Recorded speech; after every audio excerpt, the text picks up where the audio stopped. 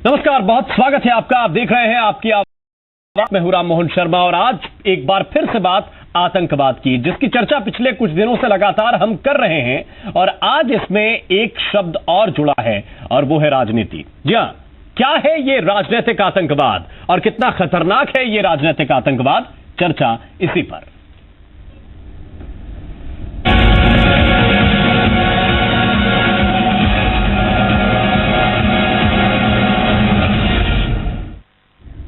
आज all India anti terrorist front के अध्यक्ष एमएस बिट्टा भोपाल पहुंचे। बिट्टा गए तो थे शहीद पुलिस जवान के परिवार से मुलाकात करने के लिए, लेकिन उससे पहले सीएम शिवराज से भी मिले।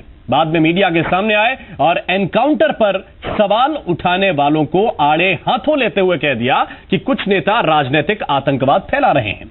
सवाल यही है कि क्या अपने फायदे के लिए हर मसले पर सवाल करना जरूरी है?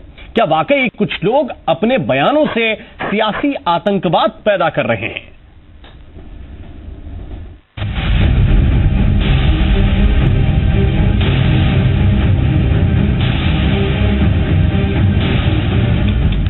सिमी के 8 आतंकियों का हश्र वही हुआ जो आतंक का होना चाहिए, लेकिन फिर भी कुछ लोग हैं जो पुलिस के जवानों की नीयत पर सवाल उठा रहे हैं। एनकाउंटर में गोलियां किसी का नाम देखकर नहीं चलती। सामने टारगेट था, वहां से फायरिंग हो रही थी, पत्थर चलाए जा रहे थे और जवानों को सिर्फ इतना पता था कि फरार हुए मुजरिम पेशेवर अपराधी हैं, आतंकी हैं और एक पुलिस के जवान का कत्ल करके फरार हुए हैं।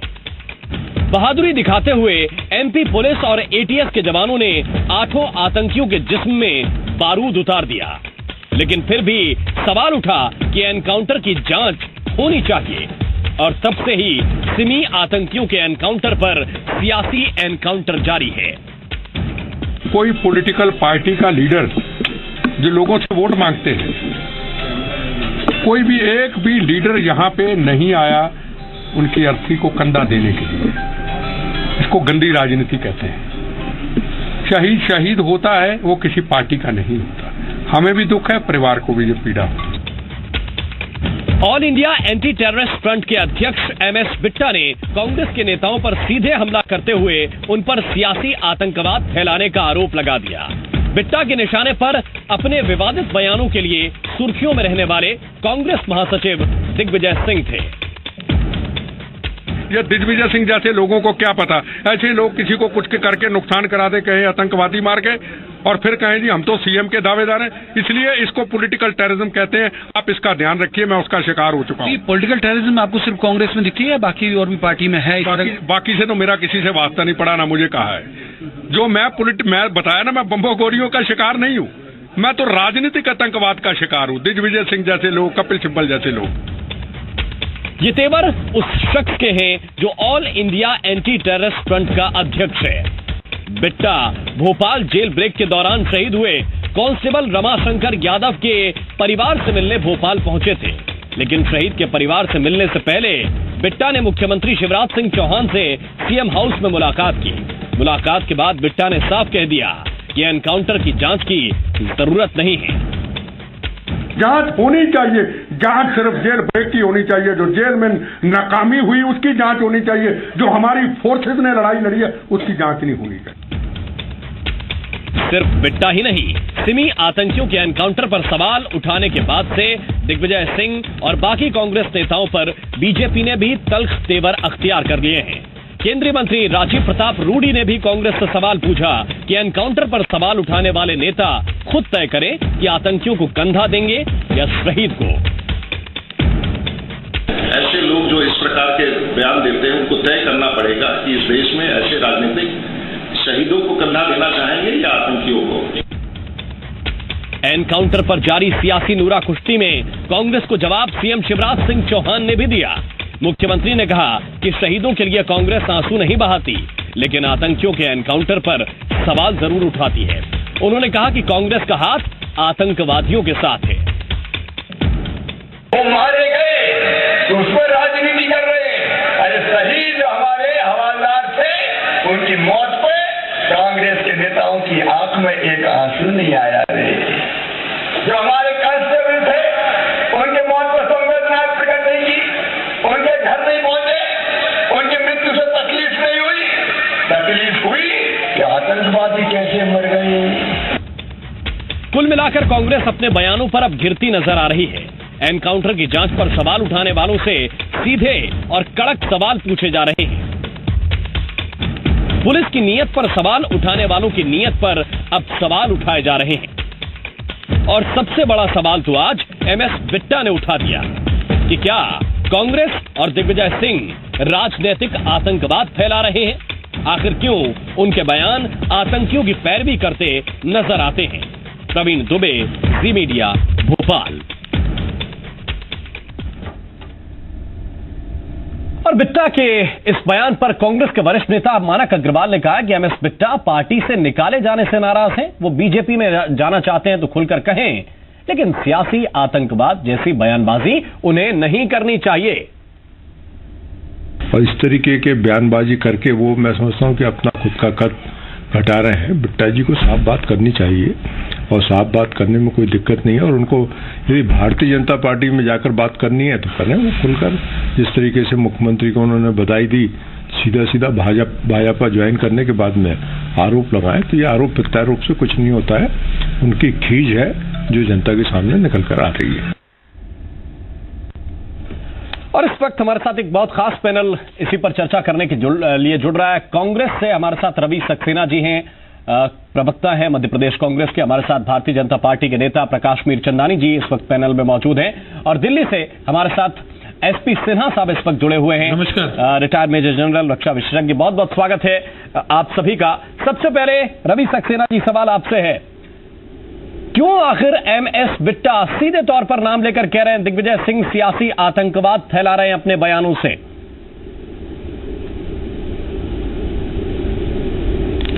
देखिए, एमएस बिट्टा जो है वो कांग्रेस से निकाले जा चुके हैं। वो इसी तरह की हरकतें करते रहे हैं, विवादास्पद बयान देते रहे हैं और कांग्रेस पार्टी से निकाले जाने की बात से खफा हैं। जी, उनको भारतीय जनता पार्टी में जाना है, वो जाएं और वहां से जाने के बाद भारतीय जनता पार्टी के मंच से वो बात करें तो फिर कांग्रेस पार्टी उनका जवाब देगी। आज की डेट में उनकी इतनी हैसियत नहीं है कि वो दिग्विजय सिंह जी या कपिल सिब्बल जी जैसे बड़े नेताओं पर उंगली उठाएं। हमारा ये कहना है कि आज एमएस बिट्टा भोपाल आए, तो सबसे पहले मुख्यमंत्री के पास क्यों गए? वो मिलने आए थे शहीद के परिवार पे, तो पहले वहां जाते। जब वहां से उनको सारा बता दिया गया, फीडबैक दे दिया गया कि आपको क्या कहना है, क्या करना है, तब वो जाके बाहर निकल के मीडिया से बात कर रहे हैं। और इस तरह की बातें लगातार भारतीय जनता पार्टी, मुख्यमंत्री और उनके नेता कर रहे हैं। 24 घंटे तक तो मुख्यमंत्री जी के मुंह से एक बोल नहीं फूटा। और जब मुख्यमंत्री जी ने सब देख लिया, सब तरह से काम कर लिया, नहीं, मेरा सवाल आपसे है कि अगर मुख्यमंत्री 24 घंटे कुछ नहीं बोल रहे हैं, उस बीच वो ये कह देते हैं कि गृह मंत्री से बात हुई है, एनआईए से जांच होगी, उन सबके बीच आप उन 24 घंटे में क्या बयानबाजी कर रहे हैं? आप अपने लीडर्स को देख लीजिए, आप भी 24 घंटे बाद बयानबाजी कर लेते, वो 24 घंटे गुजर जाने देते। मेरा आपको ये कहना है, आपको शायद सूचना नहीं है, आपको शायद इंफॉर्मेशन नहीं है कि अभी तक मध्य प्रदेश सरकार ने एनआईए को चिट्ठी तक नहीं लिखी है जांच के लिए। आपको शायद ये बात ही नहीं मालूम है। मुख्यमंत्री इतना झूठ बोलते हैं, इतना मिथ्या प्रचार करते हैं कि मैंने एनआईए को जांच सौंप दी है। एनआईए का लगातार कल से बयान आ रहा है कि हमारे पास आज तक कोई चिट्ठी नहीं पहुंची है, तो हम किस लिए आकर यहां पर जांच करें? यहां पर जांच करने के लिए मुख्यमंत्री को एनआईए को चिट्ठी लिखना पड़ेगी। वो उन्होंने अभी तक किया नहीं है। मुख्यमंत्री लगातार झूठ बोलते हैं। प्रकाश मीरचंदानी आतंकवाद के समर्थक, मुख्यमंत्री झूठ बोलते हैं, समर्थक तो वो है। ऐसा है क्या? पूरी बात कर लेंगे, मैं जवाब ले लेता हूं तुरंत। आतंकवाद के समर्थक मुख्यमंत्री झूठ बोल रहे हैं तो जवाब देने दीजिए ना। मुख्यमंत्री हैं जिन्होंने जेल से आतंकवादियों को छोड़ने का रास्ता साफ किया। देखिए, ऐसा है, ये कांग्रेस के साथी क्या बोलते हैं क्या नहीं बोलते, ये तो आपस में इनका अंतर्द्वंद दिख ही रहा है। चाहे एमएस बिट्टा हो, चाहे दिग्विजय सिंह हो, चाहे ये आपके सामने रवि सक्सेना हो, किस लहजे में, किस अंदाज में बात कर रहे हैं। ये एक माननीय मुख्यमंत्री, जो सम्मानीय मुख्यमंत्री इस मध्य प्रदेश का, जिसको 7.5 करोड़ जनता ने अपना अभिमत दिया है, अपना आशीर्वाद दिया है और उसको कहा है कि आप शासन करिए और स्वच्छंद शासन करके सबकी सेवा करिए, उसके लिए इस तरीके के शब्दों का इस्तेमाल करना ये इनकी संसदीय प्रणाली है और ये इनके संस्कार हैं। ये इसका जवाब मैं देना उचित नहीं समझता। जहां तक एनआईए का सवाल है, एनआईए को कहने के लिए राज्य सरकार को नहीं कहना रहता है, राज्य सरकार गृह मंत्रालय को चिट्ठी लिखता है, गृह मंत्रालय एनआईए को कहता है। अब ये कह देना और इनके पास अगर किसी का टेलीफोन आया हो एनआईए के वाले का कि हमारे पास चिट्ठी नहीं आई है तो ये जाने। अभी तक तो एनआईए ने ऐसा कोई ना बयान दिया ना कोई वक्तव्य दिया है। कौन झूठ बोल रहा है कौन नहीं झूठ बोल रहा है ये आपके सामने है। जहां तक दिग्विजय सिंह जी का सवाल है, दिग्विजय सिंह जी लगातार इस तरीके की शगुफेबाजी, क्योंकि उनकी भी स्थिति कांग्रेस के अंदर आज की तारीख में बहुत अच्छी बची नहीं है। इस तरीके से वो ये चाहते हैं कि एक अल्पसंख्यक समुदाय के प्रति ऐसे टेररिस्टों के प्रति इनकी सहानुभूति पूर्वक एक बयान दे दिया जाए ताकि कांग्रेस को भी उनको और डाउन करने में या उनको पार्टी से बाहर करने में या उनको पावरलेस करने में थोड़ा समय लगे। इस नाते से उनकी ये टैक्टिस है। हर बार देख लीजिएगा आप, कोई भी व्यक्ति जो अल्पसंख्यक समुदाय से आतंकवाद की तरफ जाता है या उनका अल्पसंख्यक समुदाय का धर्म अगर उसका रहता है तो दिग्विजय सिंह जी सबसे पहले उसका क्रेडिट लेने की दृष्टि से, अपनी एक ईंट और अच्छी मजबूत करने की दृष्टि से, राजनीतिक ईंट रखने के लिए फट से बयान देते हैं ताकि उनकी स्थिति जो आज बंटाढार की मध्य प्रदेश में बनी है ताकि वो वापस उसकी माता कांग्रेस उनको कहीं रद्दी की टोकरी में नहीं डाल दे। हालांकि भारतीय जनता पार्टी या देश के अन्य नेता उनको गंभीरता से नहीं लेते, लेकिन कांग्रेस में वो अपनी उपस्थिति बनाए रखें, मध्य प्रदेश में वो एक नेता बने रहे, इस नाते से इस तरीके के बयान देते हैं। क्योंकि कांग्रेस अगर उनको अलग करेगी इस बयान के बाद तो कांग्रेस को लगता है कि अल्पसंख्यक समुदाय जो उनका वोट बैंक रहा है वो उनसे नाराज होगा। सिन्हा साहब हमारे साथ इस वक्त स्टूडियो मौजूद है। सिन्हा साहब, क्या आपको लग रहा है कि एक ऐसे मुद्दे को उछालकर एक बड़े मुद्दे पर कांग्रेस जितना फोकस करना चाहिए था वो मुद्दा छोड़ रही है कि जेल ब्रेक हुआ कैसे, जेल आखिर कैसे ब्रेक हो गई, क्या वहां पे खामियां थी, इस पे जितना फोकस होना चाहिए था उतना फोकस नहीं रह गया? देखिए, दो चीजें फौज में हम लोग को सिखलाया जाता है, डाइवर्सनरी टैक्टिक्स, गुमराह करने का टैक्टिक्स। यदि आपका मुद्दा है कि आप फीचर ए को कैप्चर करें तो दुश्मन को कंफ्यूज करने के लिए, गुमराह करने के लिए आप ऐसे एक्शंस करते हैं और ट्रुप्स मूवमेंट करते हैं कि लगता है फीचर बी पे आप जा रहे हैं।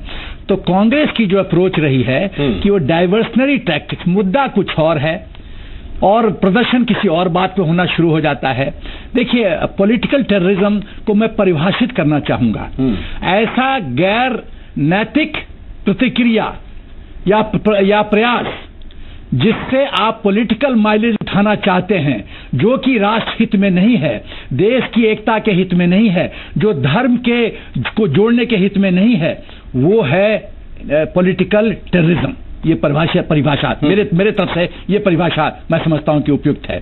दूसरा चीज मैं कहना चाहता हूं कि यदि ये आतंकवादी पक्का कंफर्म्ड आतंकवादी हैं, जेल को तोड़ के, कानून को तोड़ के भागते हैं, वो स्टेटमेंट देते हैं कि मोदी जी को हम मारेंगे, उसके नंबर जीने के दिन नंबर्ड हैं, और ऐसा एक आदमी व्यक्ति वक्तव्य देता है और भागता है और उस पर इनकाउंटर होता है, तो ये इतनी सियासी खेल क्यों शुरू हो जाती है? क्योंकि वो एक पर्टिकुलर कम्युनिटी का है और वोट की बैंक की राजनीति है।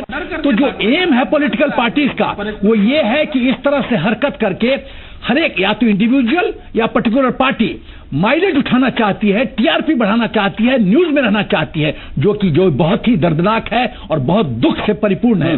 और इसका रेमेडी, मैं रेमेडी बताना चाहता हूं। मेरे अनुसार 6 रेमेडी है इस चीज का। एक तो है कि पॉलिटिकल पार्टीज का एक कोड ऑफ कंडक्ट डिफाइन करने की जरूरत है। हम लोग के लिए फौज में कोड ऑफ कंडक्ट है, ऑफिसर्स का कोड ऑफ कंडक्ट है। बिल्कुल, जब हम कमीशन लिए थे तो हम शपथ लिए थे कि by land, by sea, by air, हम जहां भी सरकार हमको हुक्म देगी हम नौकरी करेंगे। दूसरा चीज है कि हमको ये जो कुछ out of bound area define करना पड़ेगा कि आउट ऑफ बाउंड एरिया जैसे फौज हुआ, इंटेलिजेंस एजेंसीज हुई, इस पे कोई टिप्पणी नहीं करनी चाहिए, पॉलिटिकल पार्टी को अलाउड नहीं होना चाहिए। तीसरी बात जो मैं कहना चाहता हूं कि एक रोल ऑडिट करने की जरूरत है पॉलिटिकल पार्टीज का, स्टार्टिंग फ्रॉम 1947।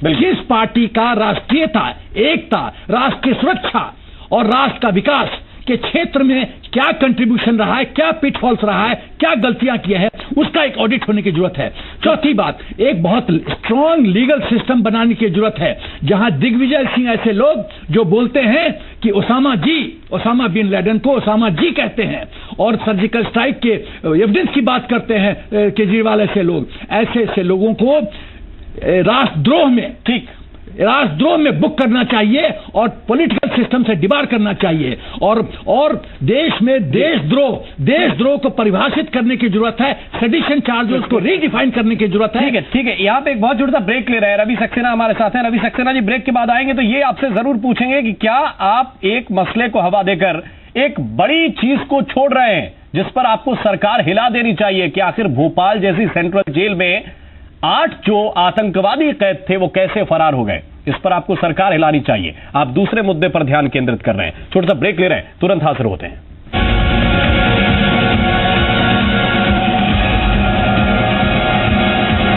प्रायोजक हैं पतंजलि सौंदर्य फेस वॉश, सुंदर, ओजपूर्ण व कोमल त्वचा के लिए प्रकृति का वरदान। Paragon office chappal, tough and stylish.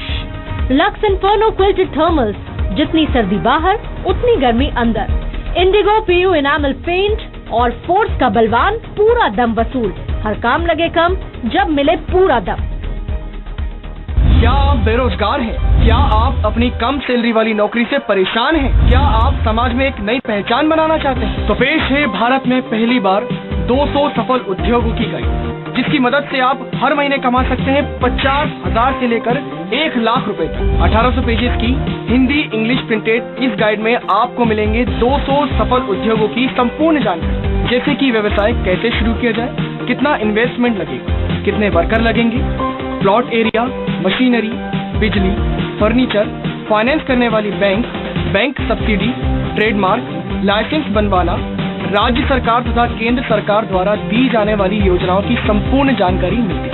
इस गाइड में आप पा सकते हैं 100 छोटे घरेलू उद्योगों की जानकारी, जिसे आप अपने परिवार के साथ आसानी से शुरू कर सकते हैं, जैसे अगरबत्ती बनाना, मोमबत्ती बनाना, साबुन उद्योग, मेहंदी बनाना, प्रिंटिंग प्रेस आदि। और इसके साथ साथ mineral water, soda water, plastic उद्योग, राइस मिल, ईंट उद्योग जैसे 100 बड़े उद्योगों की कंप्लीट जानकारी दी गई। तो दोस्तों, आज ही इस बेहतरीन किताब को मंगवाइए और अपने व्यापार की शुरुआत कर हर महीने कमाइए 50,000 से लेकर 1 लाख रुपए तक। अपने सपनों को हकीकत में बदलने वाली इस किताब की कीमत है सिर्फ और सिर्फ 999 रुपए। दोस्तों, इस बेहतरीन सफल उद्योगों की गाइड के साथ आपको दी जा रही है 850 रुपए मूल्य वाली ये रॉ मटेरियल बुक एकदम मुफ्त, जिसमें इंडिया के सभी राज्यों के 7,000 थोक व्यापारियों की संपूर्ण जानकारी दी गई है, जैसे कि कच्चा माल कहां से खरीदना है, बना हुआ माल कहां पर बेचना है, उद्योगों में लगने वाली मशीनरी, व्यवसाय में लगने वाला सामान कहां मिलता है, उनका नाम, पता, mobile number, landline number, website आदि की जानकारी इसमें मिलती है। अगर आप अपनी लाइफ में कुछ कर दिखाना चाहते हैं तो आज ही मंगवाइए इस बुक को। इस बुक को ऑर्डर करने के लिए स्क्रीन पर दिखाए जा रहे नंबरों पर तुरंत कॉल कीजिए और अपना ऑर्डर प्लेस कर दीजिए। व्हाट्सएप और SMS के जरिए भी आप ये बुक मंगा सकते हैं। साथ ही www.200startupindia.in पर जाकर आप ऑनलाइन भी इस बुक को ऑर्डर कर सकते हैं। ऑनलाइन पेमेंट करने पर आपको 5% का डिस्काउंट दिया जाएगा। तो फिर देर किस बात की, अभी ऑर्डर कीजिए आपकी किस्मत बदलने वाली इस किताब को। कुरियर या पोस्ट द्वारा 5 से 7 दिनों में आपके द्वारा बताए गए एड्रेस पर ये बुक भिजवा दी जाएगी। आपको केवल 999 रुपए देना है। इसके अलावा कोई भी एक्स्ट्रा चार्ज आपसे नहीं लिया जा रहा है। आपकी किस्मत बदल देने वाली इस गाइड के आगे 999 रुपए कोई मायने नहीं रखते।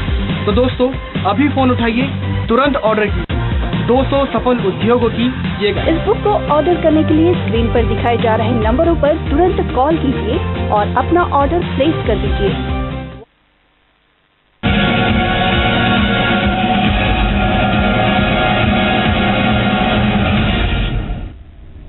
ब्रेक के बाद स्वागत है आपका। और इस वक्त हमारे साथ मध्य प्रदेश के गृह मंत्री भूपेंद्र सिंह जी भी फोन लाइन पर इस वक्त जुड़ गए। भूपेंद्र जी, बहुत बहुत स्वागत है आपका। सर, NIA जांच को लेकर मुख्यमंत्री जी ने कहा था कि गृह मंत्री जी से बात हुई है। मामले में कांग्रेस कह रही है कि किसी तरह का ऑफिशियल कोई कन्वर्सेशन नहीं हुआ है NIA के साथ। क्या रिक्वेस्ट कुछ किया गया है मध्य प्रदेश सरकार की तरफ से ऑफिशियल तरीके से? देखिए, इस संबंध में माननीय मुख्यमंत्री जी की बातचीत हुई है जी, गृह मंत्री माननीय इनसे बातचीत हुई है जी। तो बातचीत के बाद फिर जो भी आवश्यक जी। भूपेंद्र सिंह जी, क्या आप हमें सुन रहे हैं?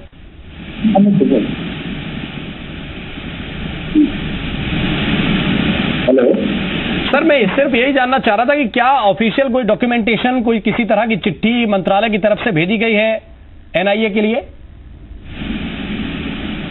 नहीं, एनआईए की जानकारी आज एमएस बिट्टा भी पहुंचे थे भोपाल। उन्होंने कहा कि दिग्विजय सिंह राजनीतिक आतंकवाद फैला रहे हैं अपने बयानबाजी से, क्या कहेंगे आप?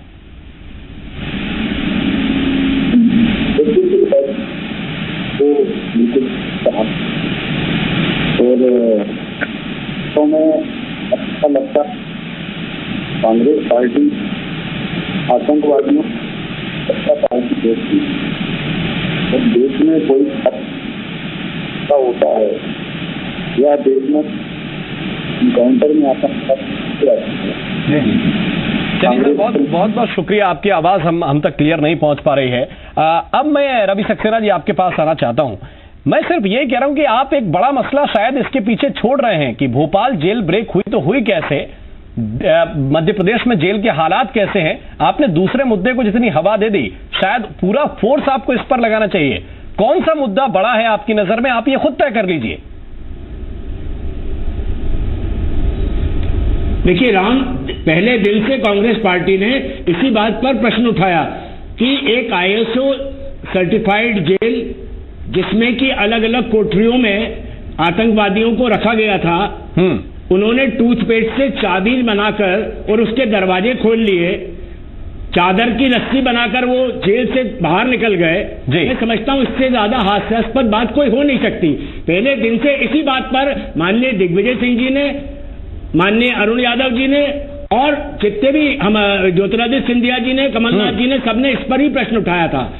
भारतीय जनता पार्टी और मुख्यमंत्री जब इस पर घिरते नजर आए तो इन्होंने वो मुद्दा छोड़कर 24 घंटे तक तो उनकी आवाज निकली नहीं। उसके बाद आपने एनकाउंटर पे भी तो सवाल उठाए सर, कैसी बात कर रहे हैं? और वो सारी बातें तो छोड़ दी, सारे समय काउंटर पे कोई बात ही नहीं हुई है। 24 घंटे तक जब तक मुख्यमंत्री जी एक आवाज नहीं निकल रही थी उनकी किसी बात पे, क्योंकि जेल तोड़ के 8 आतंकवादी निकल भागना, वो आतंकवादी जो कि खंडवा जेल तोड़ के निकले हुए थे, उन पर निगाह रखनी थी, उन पर चौकसी रखनी थी। आप ऐसी स्टोरी सुना रहे हो जिसपे कोई अंधा व्यक्ति भी विश्वास नहीं करेगा। बिल्कुल। तो आज आप जब चारों तरफ से उसमें घिर गए हैं तो अपने आप को आपने एक जो हमारे हवलदार साहब की हत्या कर दी गई उन आतंकवादियों द्वारा, आप उसकी आड़ के पीछे छुप गए और आपने उसको एक राष्ट्रवाद से जोड़ना चालू कर दिया और आतंकवादी कांग्रेस को बता रहे हैं। मेरा यह कहना है आतंकवादियों के समर्थक तो आप हो जिन्होंने की जेल से बाहर निकलने का आतंकवादियों को अवसर दिया। आपने उसके सिमी पे सबसे पहले दिग्विजय सिंह जी ने मध्य प्रदेश के अंदर रोक लगाई थी, बजरंग दल पे उन्होंने रोक लगाई थी। आपकी बड़ी विफलता है जेल ब्रेक, विफलता बीजेपी की बड़ी है, सरकार की बड़ी है। कहना है मैं यही कह रहा हूं, ये सरकार की पूरी विफलता है, अकर्मण्यता है। प्रकाश जी, मैं समझता हूं इससे बड़ी कोई इनकॉम्पिटेंसी हो नहीं सकती। जी हाँ, प्रश्न दोहराइए। मैं सिर्फ ये कह रहा था कि ये सरकार की बड़ी विफलता है, जेल ब्रेक हो कैसे गई? नहीं, देखिए, जब व्यक्ति के हाथ से डर निकल जाता है या व्यक्ति के मन में भय खत्म हो जाता है तो ये जेल कहां लगती है साहब?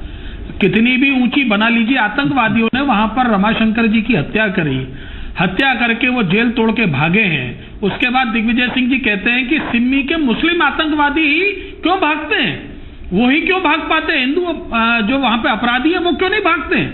अब ये इस तरीके की बातें करना और उनका ये कहना कि उनके पास हथियार भी नहीं थे, उनको क्यों मारा, पकड़ा जा सकता था। पूर्व में भी वो व्यक्ति भागे थे, उस समय भी उनको पकड़ के वापस जेल में डाला गया था। जो व्यक्ति वहां एक का अपराध कर रहा है उसके बाद उस समय उनसे पूछा जाए कि आपके पास हथियार है कि नहीं, उठा के उनको, अगर वो पुलिस प्रशासन वहां देख रहा है, कार्रवाई करने वाला जो पुलिस प्रशासन का स्टाफ है या एसटीएफ तमाम जितनी भी जो एजेंसियां उसको उनको पकड़ने के लिए लगी हुई थी, अगर उन्होंने वहां एनकाउंटर करके उनको मारा तो एनकाउंटर दो सवाल है। कांग्रेस से लगातार ये सवाल पूछा जाता रहेगा कि आप एनकाउंटर पर पॉलिटिक्स कर रहे हैं, और सवाल बीजेपी से ये पीछे नहीं जाएगा कि आपने जेल ब्रेक के मसले को इतने हल्के में कैसे छोड़ दिया। सवाल ये है कि आपसे वो घर नहीं है, वहां वो जेल है सर, और जेल को जेल की तरह ही रखे हैं। आपके साथ मिलिट्री के सम्मानीय अधिकारी बैठे हैं, उन्होंने भी ये कहा, एक मिनट की बात करने दीजिए ना, बात तो करने दीजिए कृपा करके, मैं आपके समय पे नहीं बोल रहा हूं। मेरा ये कहना है कि आज अगर एमएस बिट्टा कोई आप बात कर रहे हैं, कांग्रेस का अंदरूनी मामला बता रहे हैं कि वो इस तरीके की राजनीति के शिकार है कि जैसे कांग्रेस के अंदर कोई आतंकवाद चल रहा हो। आज मैंने जिस तरीके से कहा कि दिग्विजय सिंह जी गलत बात कर रहे हैं, गलत बयानी कर रहे हैं। ठीक है सर, बहुत बहुत धन्यवाद। हमारे पास आज समय इतना ही है। एसपी सिन्हा साहब हमारे साथ लगातार बने रहेंगे, इनसे चर्चा लगातार जारी रहेगी। एक बहुत छोटा सा ब्रेक ले रहे हैं, एक और नए मुद्दे के साथ तुरंत हाजिर होते हैं।